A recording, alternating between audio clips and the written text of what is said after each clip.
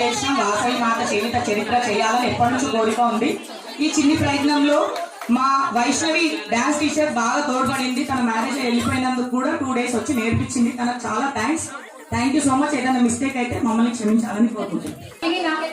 Goose bumps వచ్చినాయి. అంత చక్కగా చేసిండు, వర్ణించడానికి మాటలు లేవు, అంత చక్కగా చేశారు.